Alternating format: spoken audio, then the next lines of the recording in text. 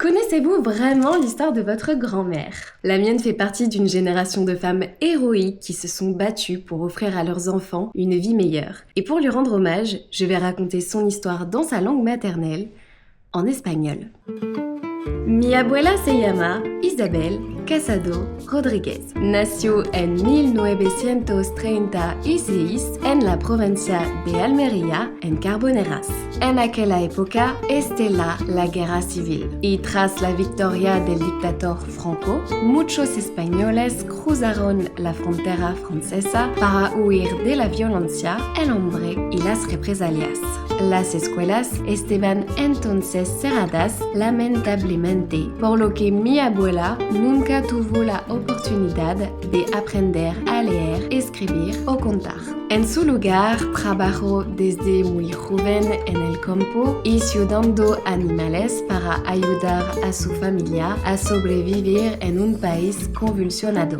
Luego, en los años 50, la enviaron a París con su hermana. Cuando aún era solo una adolescente para trabajar como mucama, camarera, costurera y limpiadora. Fue una época muy difícil para ella y para todas las demás mujeres españolas inmigrantes en Francia. Tuvieron que aprender a arreglárselas en un país que no conocían, donde en realidad no eran muy bienvenidas.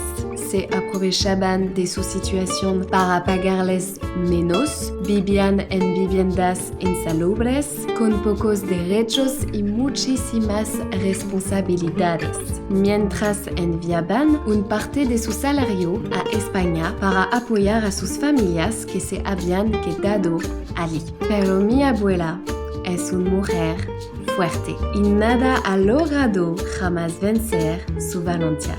Poco a poco aprende a hablar francés, a contar gracias a su salario e incluso a leer y escribir un poco. Desarrolla una gran capacidad de memorización y se familiariza progresivamente con la cultura francesa. Pronto se convirtió en una verdadera urbanita, una mujer sonriente y elegante que siempre ciudad de sí misma. Adora la costura, la decoración de interiores, las flores, las telenovelas románticas, así como la ropa bonitas y las joyas. Le gusta reír, salir y compartir momentos de convivencia sin dejar de estar profundamente apegada a su religión. Unos años más tarde, conoce a mi abuelo Víctor, un calderero, y se casa con él a los 27 años. Así obtiene la doble nacionalidad y juntos tienen dos hijos,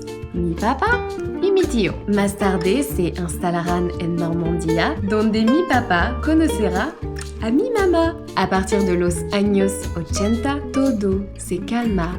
Por fin, es el fin de la dictadura en España y la evolución de los derechos de las mujeres en Francia. Mi abuela, aunque establecida definitivamente en Francia, regresará cada verano a España para reencontrarse con los suyos y velará con amor por su familia y sus 5 nietos hasta el final de su vida.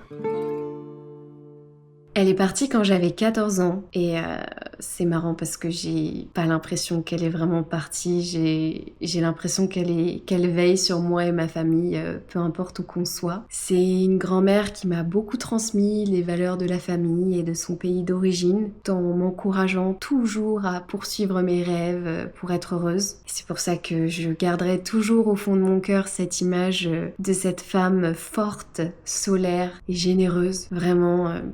Gracias por todo, abuela. Te quiero muchísimo. Et vous, connaissez-vous vraiment l'histoire de votre grand-mère ?